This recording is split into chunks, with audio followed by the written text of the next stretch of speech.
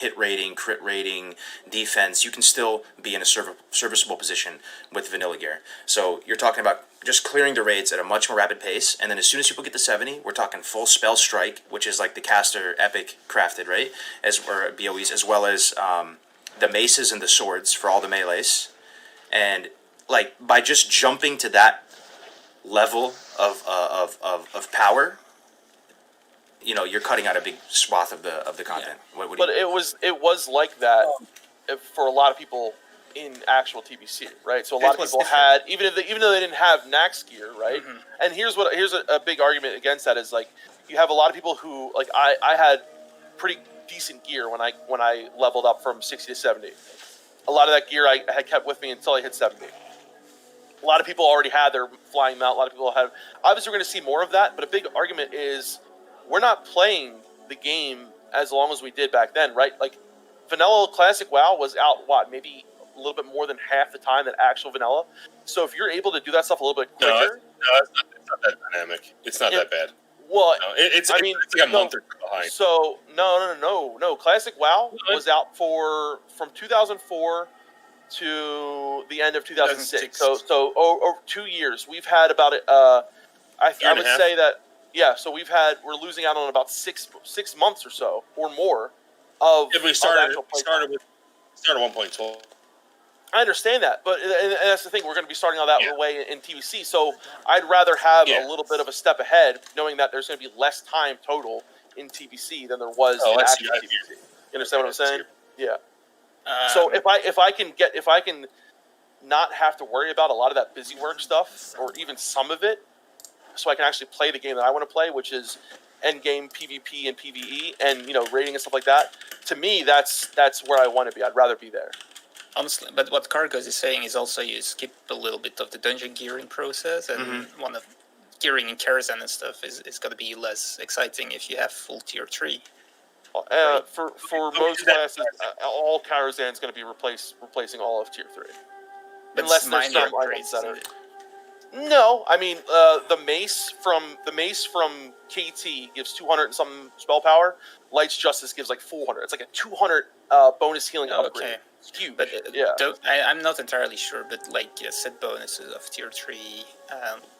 So a lot of them get nerfed. A lot of them get nerfed in PvC. Yeah. So all it does is make dungeon gear less valuable. Well, it makes it cuts out the dungeon gear. A lot of dungeon gear is going to still be better than tier 3. So like anything from heroic dungeons pretty much is going to be better than tier 3. The dungeon gearing is one of my favorite parts. So if that's not. If that's it's not going to be as effective as much as I think, because you still have to do the regular dungeons to get attuned to the heroic dungeons, which you're going to be getting the gear from, right? So I'm switching elemental PvC, right? My rest of gear is going to be thrown out, right? Like I have to get hold of gear set. So a lot of people may not be playing the same spec. Sorry, a lot of people aren't playing the same class, but then even more people are switching spec. Like look at all the warriors, right? Warriors are the most populated class in Classic WoW by far, and they're going to go from 15 raid spots, let's say, to 2, maybe 1. So I think there's a lot less carryover than you think. That's a really good point. There are some items that are really good. That's a really good point, though. What Melron chat, you really picking up what he's putting down? Yeah, like the Warrior's the most popular class. Sorry if I'm just like reiterating it, man, but I just want to drive it home. So the most geared to the teeth, sweatiest gamers rolling Warriors and Rogues, the brown and yellow boys. And a lot of them are going to be pivoting out to play Warlock and Hunter, to match the flavor of the month. So they're going to be losing a lot of their gear and stuff like that. And the whole meta shifts, right? So a lot of people are going to be starting over again. So it may not that will mitigate into that as well. I think a lot of people are. I think a lot more than we think are going to be. Because looking at our guild, there's only like 3 or 4 people that are staying the same class. Yeah, what are you guys planning to do? I'm Holy Priest all the way, baby. 100%. Elemental Shaman. Yeah. I'm sticking Paladin most likely, but probably Red Paladin instead of Holy. There you go. So there you go. You got a whole new gear set, right? Yeah. I'm gonna play that's Hunter. what I'm saying. Like, Were you playing Cargos? I'm playing Hunter or Lock. I'm not sure again, but I'm probably gonna go Hunter this time. Good in TBC. Yeah, I'm playing a Hunter right now. They slap, dude, and Warlock. Oh man, I don't know. So Cargos, is your main going to be on a PvE server as well? Is that your plan? Yep. Yeah.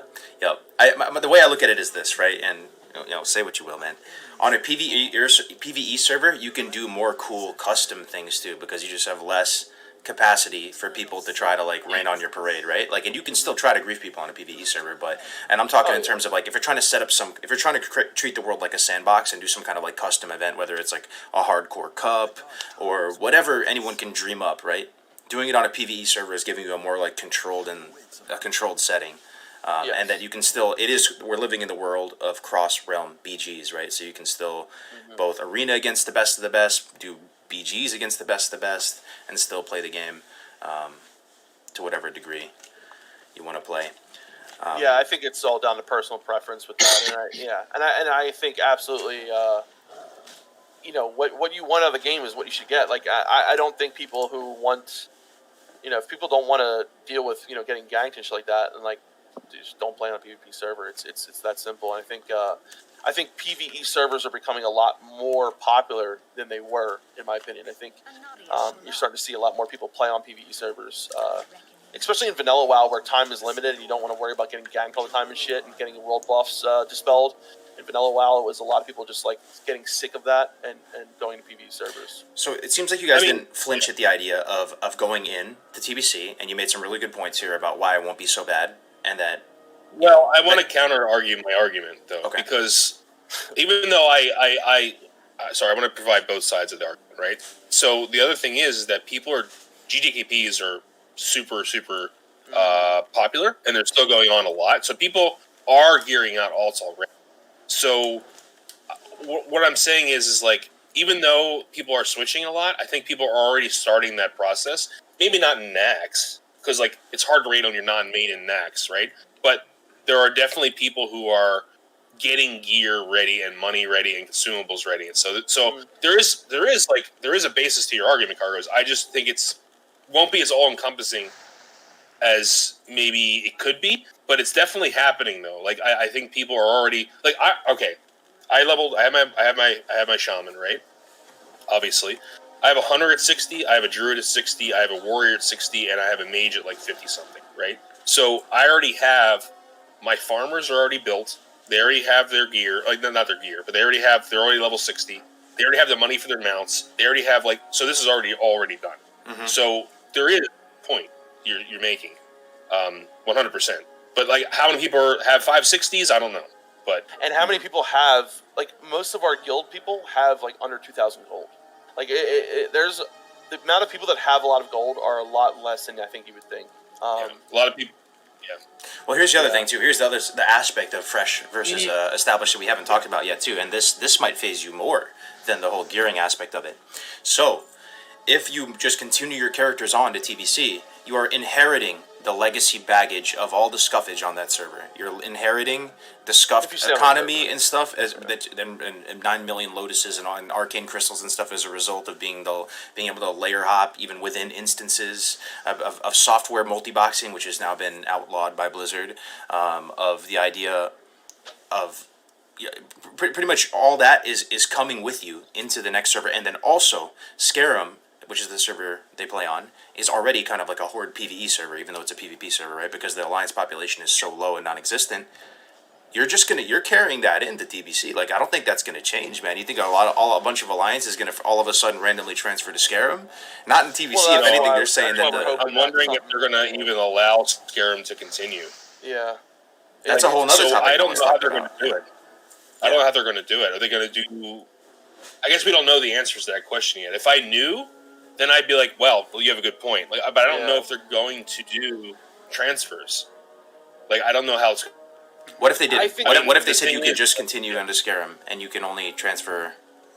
Then we'd probably try. Maybe we'd probably think very heavily about transferring on another server. Yeah.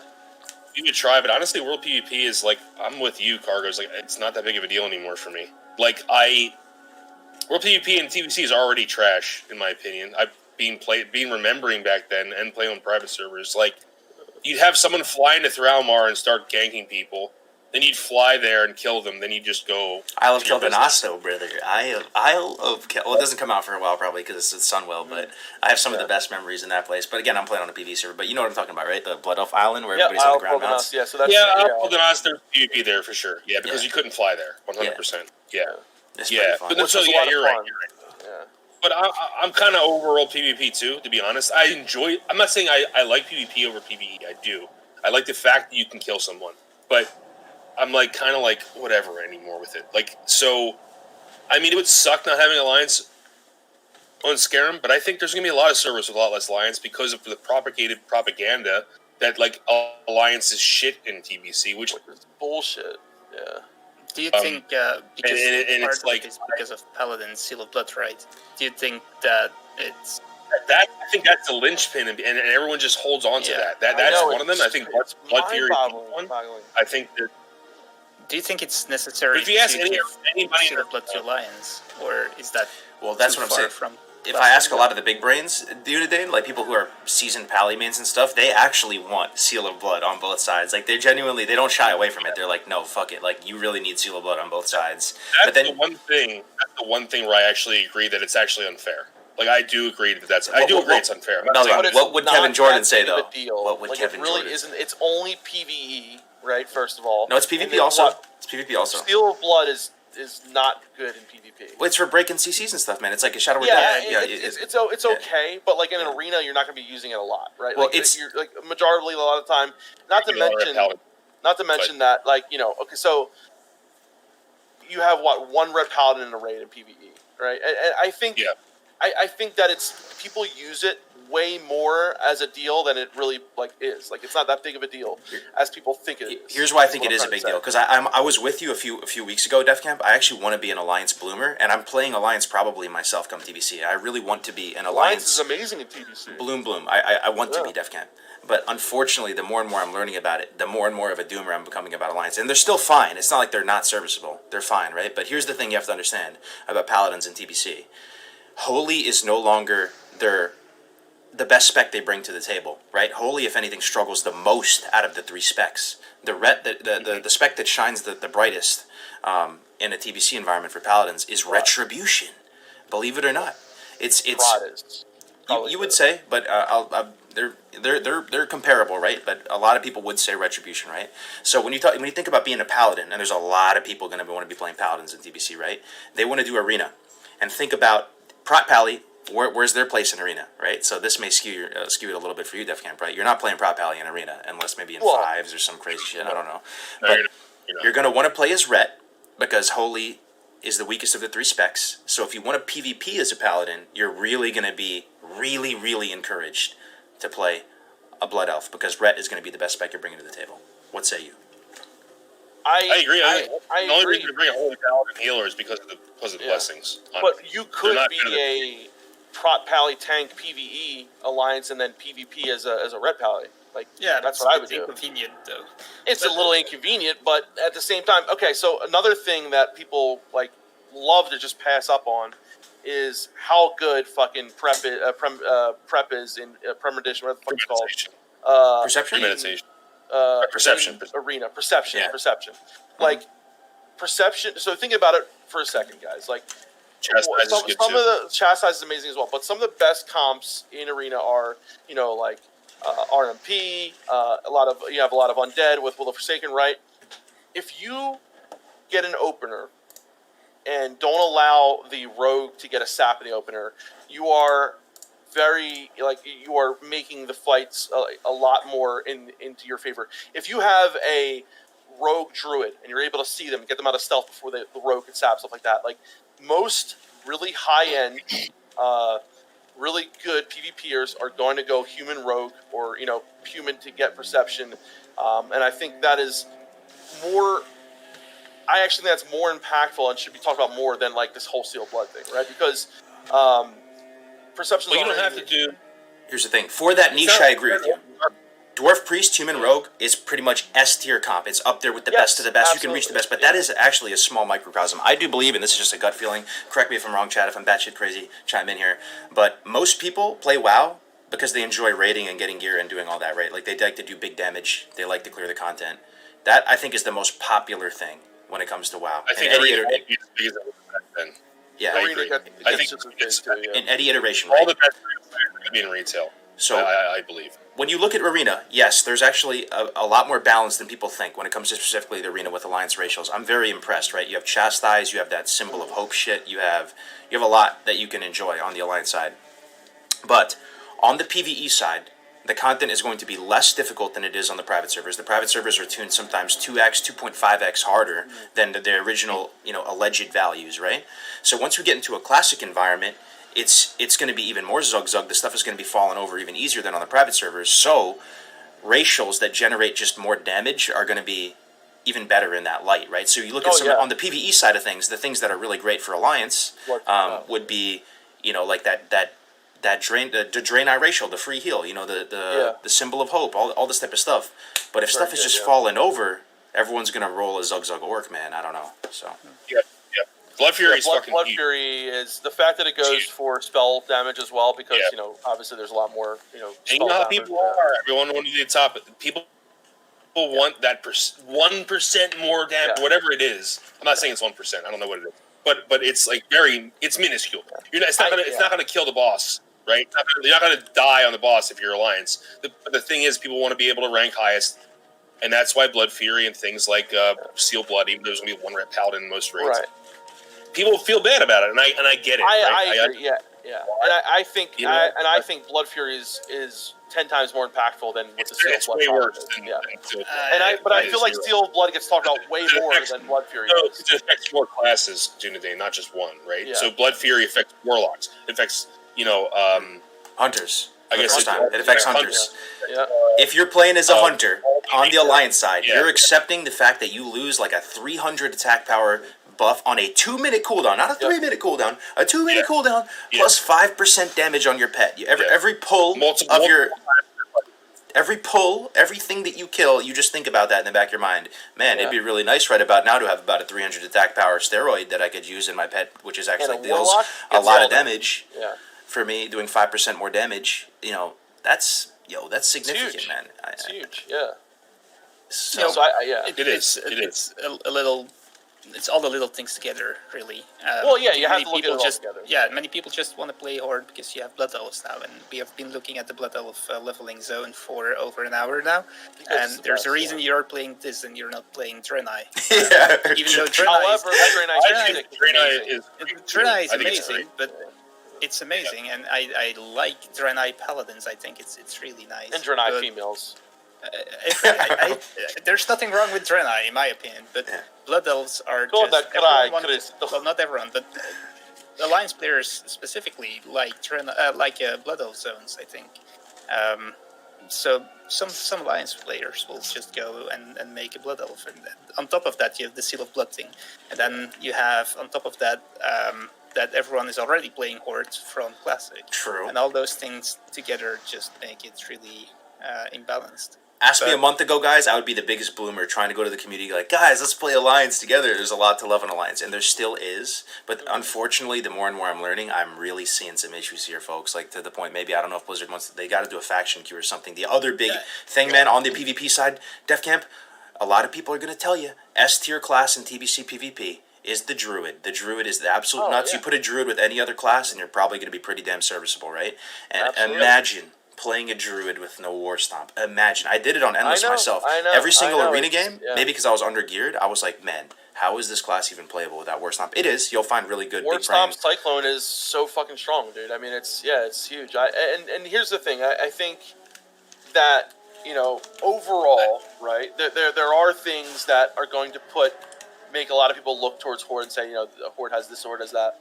I still think that a lot of the best players when it comes to in the arena will probably predominantly be a lot of the Alliance. As you see, as it was back in TBC, some of the best, the top of the line were humans, the people that had perception, stuff like that.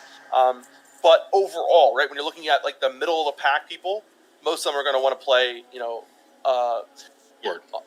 Undead to have Will of Forsaken, or Orc for Sun Resistant and for Blood Fury, and people love Arcane Torrent, right? And so like when it comes to like the middle of the pack and the average player, people can rely on that stuff a little bit more and say this is this makes that better, this makes that better. you're going to have probably more alliance at that top or high echelon. But yeah, I do 100% agree that I think that there is an issue, but I think the way to fix that, I don't think is to level out the playing field and just make the same for everything. I think it's to involve possibly some kind of faction queue or something like that, or potential other benefits that you could get as playing Alliance, where you wouldn't have as Horde. That's what that's what the private servers did, Def Camp. You know what they did? Guess what they did? I know they gave them. I played on there too. They gave them free mounts. They gave them increased experience. 5x experience rate. That's not necessary. I think that's. I think that's too far. I'm gonna stick.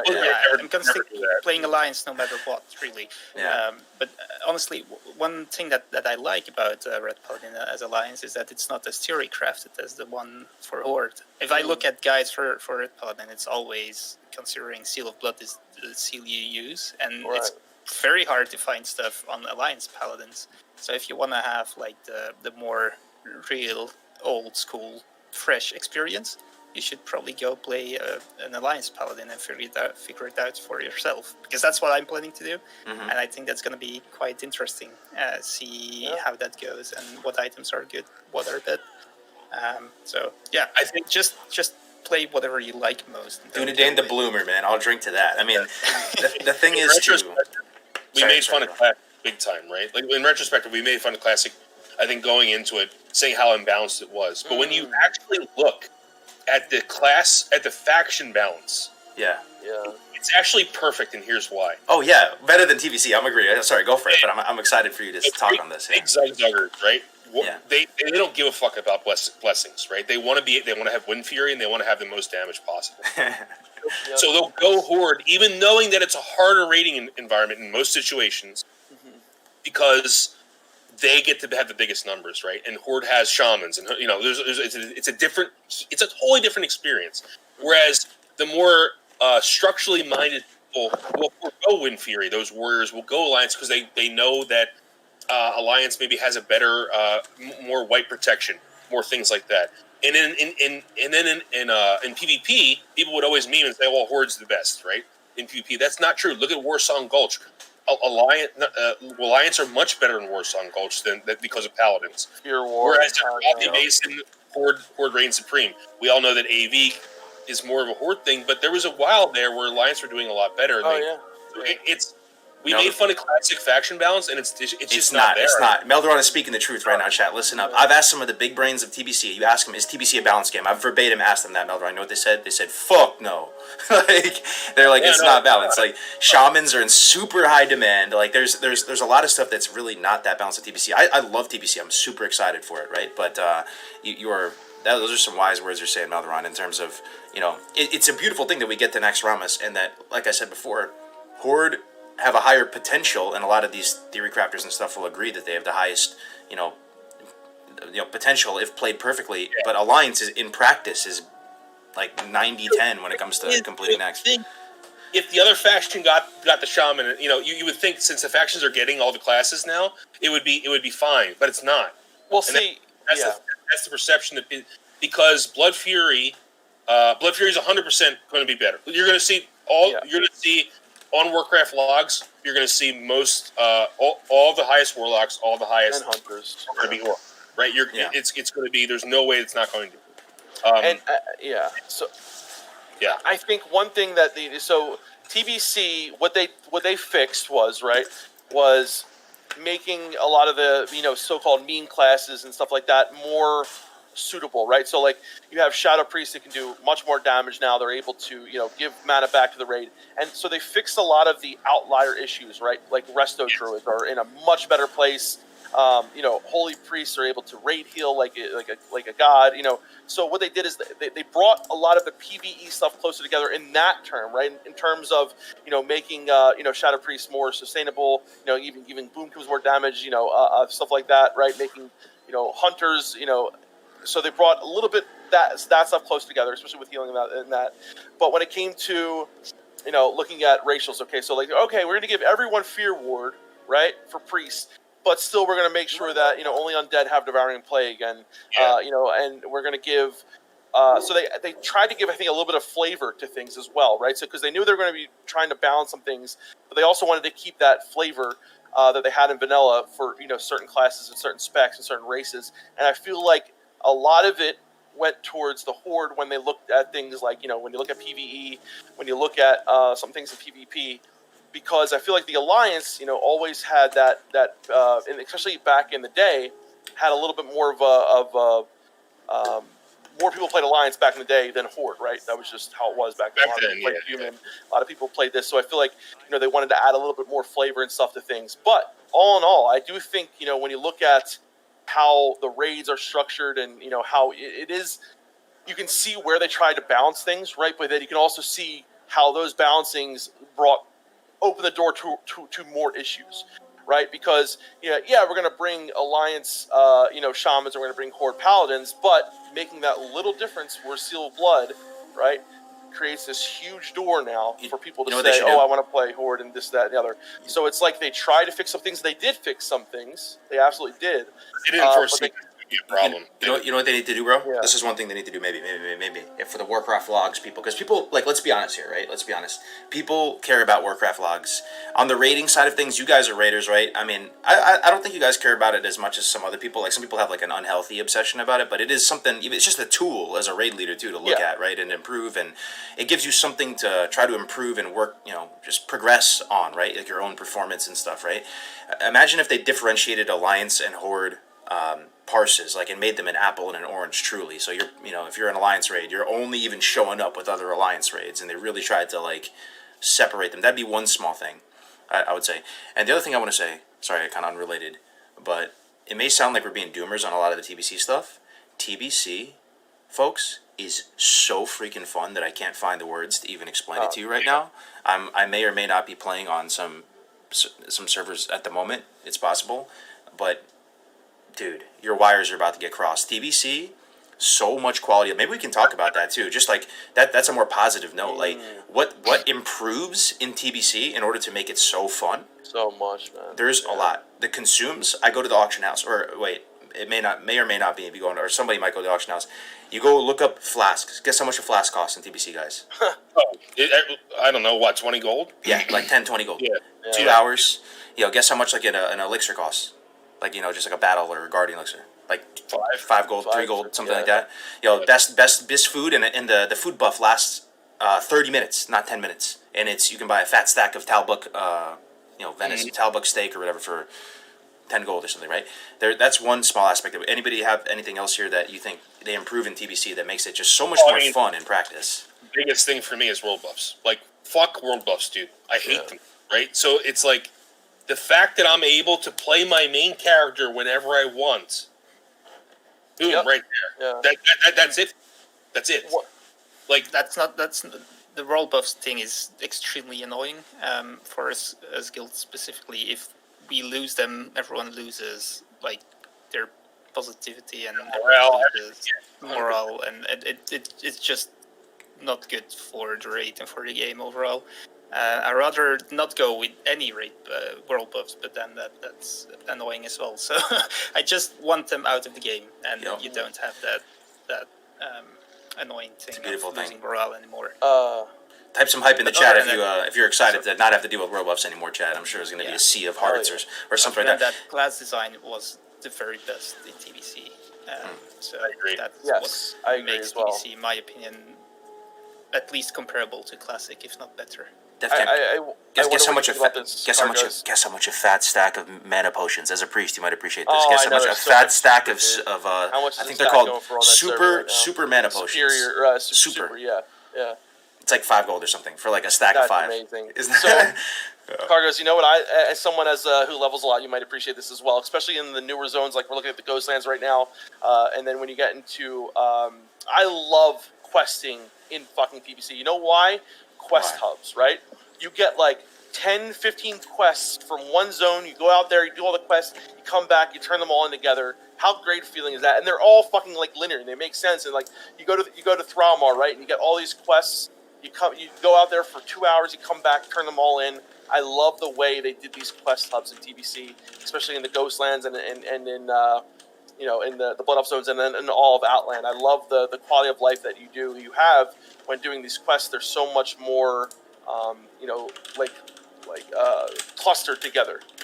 I disagree 100%. What? Okay, let's hear the hot take. Give me classic questing. Classic questing is more exploring. It's more open. There's world. more exploring. Maybe, classic, yes. But a lot of it is busy work, like running back and forth. Like, I go to don't this mind continent, that. I think talk to this guy. Go to this continent, talk to that guy. I like that a lot. I think the questing in TBC it's the first time they did the linear thing, and they still do it today. I think it's kind of boring. How I disagree with you, though, the way they do it in TBC is you get to explore each zone more in depth because of the quest hubs, right? So you'll have one quest hub that'll make you go to one portion of the map. You do everything in that portion of the map. Another quest hub will give you that portion of the map. That's how retail is. That's exactly how retail is. It is, but I love the fact that because they still have that classic-esque feel of quests, right? Where you have to, read the quest, figure out what to do. It's not like stupid quests where you're kicking fucking the quests and shit like to that, piggyback off what Def Camp is saying. The quests are just fun, folks. They're just fun. You're picking up Fell Hunter turds, man. The quests, dude. Yeah, kill fucking 1,000 of these. I love that shit. And you get awesome rewards from these quests too. Like you get trinkets and weapons with a bazillion attack power on them. You get it's honestly just such a beautifully crafted zones. Like they honestly put the same level of attention and detail that they did with vanilla into the TBC zones. I genuinely believe that, even though I prefer vanilla pound for pound more than TBC. I always got to hold it down for vanilla. It's just a lot of fun. And speaking on quality of life, let's chime in here, Chad. Do you have any quality of life updates in TBC that's not there in Classic? Let me start because I've been playing a little bit, or may not be playing a little bit. Mage table, right? 2 people to summon at the stone. 2 people to summon at the stone. 2 people summoning to stones summon as well. Summoning dungeons, yeah. Just there's that as well. The lock table too. All those things. Lock table, mage table. There's so much more. There's oodles and oodles more if we just think about it. It's definitely easier to get around. It's easier to get stuff done. There's a lot more quality of life. But with that, I think I agree with you. They lose some of the charm. You definitely lose some of the charm. And that's okay. I mean, I'd rather lose the charm than have world buffs, honestly. That, honestly, yeah. But to come back, I really like going back to an old zone, even if you out-leveled it for a couple of levels. Or even if a zone has, in vanilla, you have zones reaching for over 15 levels. Strangled Torn Veil is one of them. I think that's a better design, but it's preference, I suppose. The good thing though, it's less levels to work with too. It's no longer going to be mutually exclusive, my guy. Because I love vanilla too with all my heart, with every fiber of my heart during the day. And this game has put a roof over my head. I always will love vanilla, and it's always number 1 for me. But we can actually play both now these days. They're different metas. They coexist. It's so nice, and they're official Blizzard servers too, ideally. So they're not going anywhere or anything like that. So, but I feel you 100% on that. Same thing in the dungeons, by the way. I prefer BRD over any TBC dungeon, even though I like TBC dungeons. Yeah. I still think I gotta disagree with you there. I love BRD and all, but I think the TBC dungeons are, in my opinion, the best dungeons that Blizzard has ever made. Off the top of your head, Defcam, guess how many? Guess how many there are. All right, TBC. Just guess. You have 5 seconds. 18? Close actually. 16? Something like that. It's like 14 or something. I don't even know the right answer. It's like something, but it's like don't get me wrong. I enjoy TBC dungeons. I enjoy TBC leveling zones. I just think vanilla is slightly better.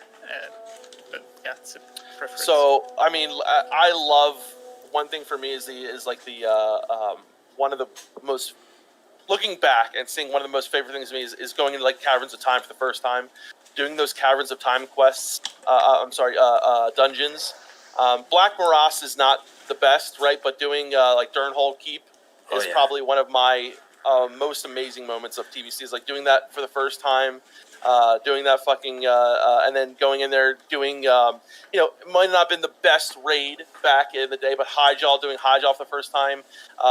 The dungeons, the Auchendoon dungeons, the slave pens, the ramparts, all these dungeons. You go in there and you feel like you're actually going in there to fuck these people up. Where dungeons, you go into Mardon, you're killing these guys. Why am I killing freaking rock and metals? Why am I killing this? No, you're going in there to kill fucking bad orcs. You're going in there to kill demons. You're going in there to kill shit, and you feel like you're going in there as a real dungeon should feel in Dungeons and Dragons, and it just feels so much more like your purpose is so much more driven for me. I don't know. I love the feel of the dungeons. I love. And every time you kill a boss, and it just feels so fucking good. I love the feeling. I love heroic dungeons.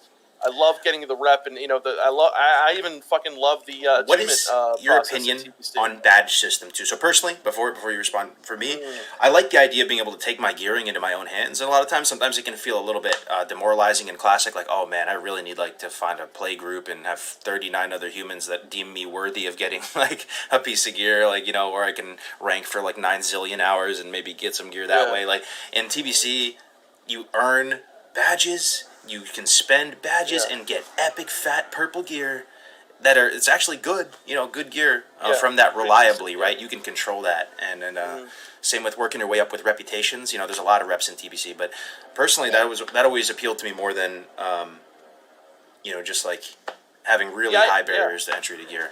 I don't mind the badge system. I think it's something to work towards. That if you see something that you really think is good, like a certain trinket or Paladin shield or whatever, it's really cool to be able to say, "Oh, I'm going to work towards this. Do a bunch of heroics, do the weekly quests, the heroic quests, stuff like that, and be able to work towards something that you might have for a little while." And eventually, as TBC goes on, that gear becomes a lot less. But pretty early on, when you get something like that and you work towards it, just in the same way you work towards the PvP gear, right? You're working towards something that a lot of people will get a lot of the PvP gear. We used to call them welfare epics back in the day, right? Because you would get basically not doing a raid, you just sit there, and it's not the best gear for raids, but you could use them. But besides that, with the badge system, I think that actually is a pretty good.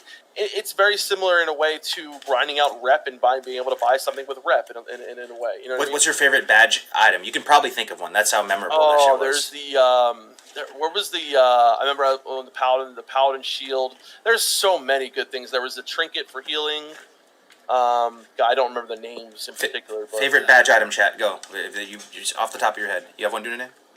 Yeah, no. But the thing with the badges is, I honestly don't really like systems like that. But in TBC, I think it's still good, or still decent at least, because it's not overdone. But as soon as a badge system is the primary thing to get your gear, I don't like it anymore. In TBC, it's more like a few items every now and then you can get the badges. Mm-hmm. So I agree. That's okay.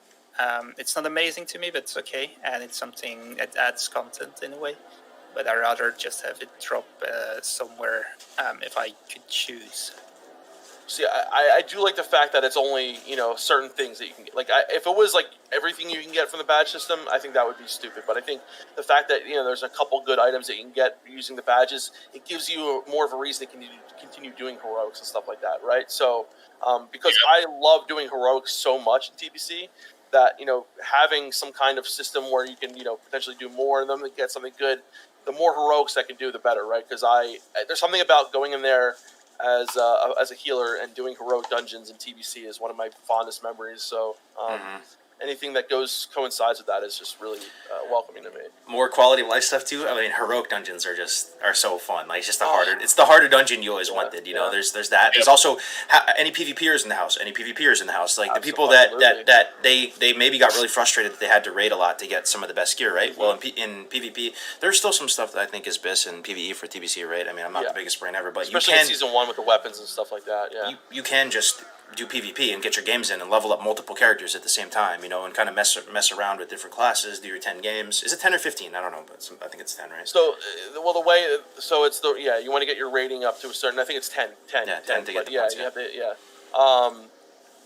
when I first started PvPing, I remember it was when the first season was out, a lot of the best gear you could get was from a lot of the raids, right? Because a lot of the weapons and stuff. So you get the weapons first, but then as the season starts to progress more, you're utilizing more of just the arena gear and the PvP gear. But even some people, I remember when on my rogue, I only PvP'd on him for a long time, and I did most of my PvE and PvE stuff on my priest. But you can go into say Karazhan with a full PvE set. PvP set only have some hit gear and stuff like that.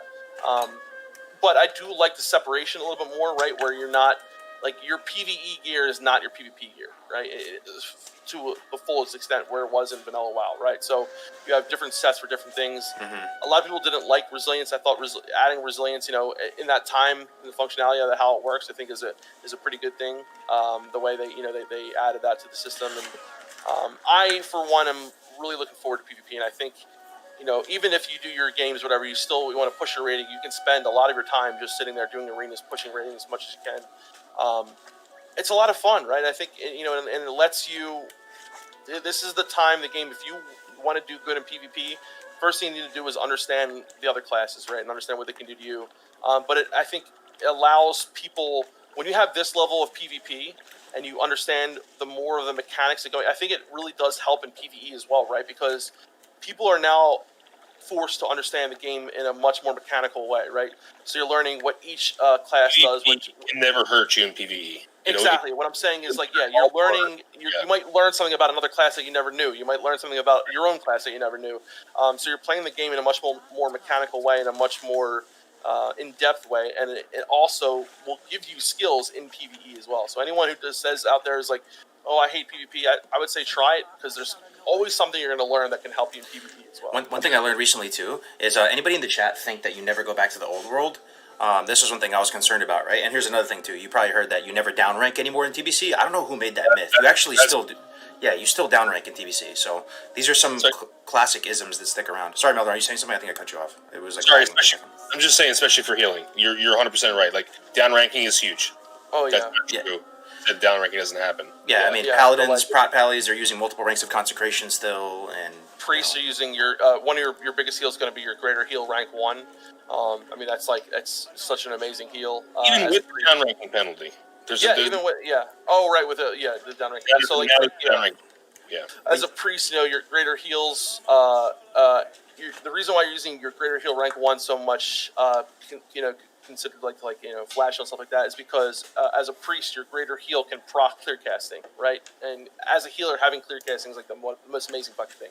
Makes your next greater heal ability, be able to be 100% free mana cost, and that's like one of the most amazing things as a healer is hearing that fucking ching proc, the clear casting proc. And I think healing becomes even way more in depth in TBC, especially as a priest, right? Where you now have things like a binding heal, right? Which is a heal that heals you and the target that you're targeting. Prayer of mending, circle of healing. With no fucking cooldown on it. Like the amount of raid heal you can do, it's another smart heal added to the game. I think shamans are probably the healers that change the least from classic to TBC, right? Maybe other than paladins don't change that. Paladins don't change much either, but druids and priests change substantially. Mm-hmm. It's nice to see some enhancement shaman love too, right? You really love to see that one, folks. I mean, because everyone loves enhancement shamans, kind of like to a degree, like they're just cool as hell. But in vanilla, it's rough. It's rough for the enhancement shaman. Yeah, the ret dream is more viable than enhanced shaman dream, kind of. I mean, I think it is, right? If you talk to the enhancement shaman Discord, they'll disagree with that. Yeah. 100%. Okay. You also get a lot of stuff from the totems cargo. So if you're twisting and stuff. What are the because you're gonna have probably an enhancement for the melee group, right, Meldron? Car's talking about classic. Oh yeah, I was talking about classic. I don't know. I mean, maybe enhance is better than I thought, but I see so many shamans that are just demoralized that they just have no shot at enhancement. I can't wait. That's probably primarily what I'm going to be doing on my shaman. Dual wield enhance, bro. It's coming. Yep. That's another one. But oh man, there's so many things. I mean, there's a ton of dungeons. I thought of something. What would you guys want them to have it not be like how it was before and have it just be Karazhan for a good amount of time and then do another raid tier? Yes. I think we absolutely need the time gate. Yeah. Who doesn't want that? I was thinking I don't know. That exact thing. I think most people agree with that. That time gating is the way to go because obviously we're going to have people that are going to be able to clear. You're going to have some people with fucking tier 5 on while where people are still going through. It's not going to be good if you have some people who are clearing, shit that was cleared months and months after in TBC. So time gating, I think, is definitely the way to go. I think it would make us have more content because I feel like if you open it up, then people might just skip Karazhan, the hardcore guild. People are going to rush. Exactly. Yeah, and that's a shame, really, because it's such a beautiful dungeon.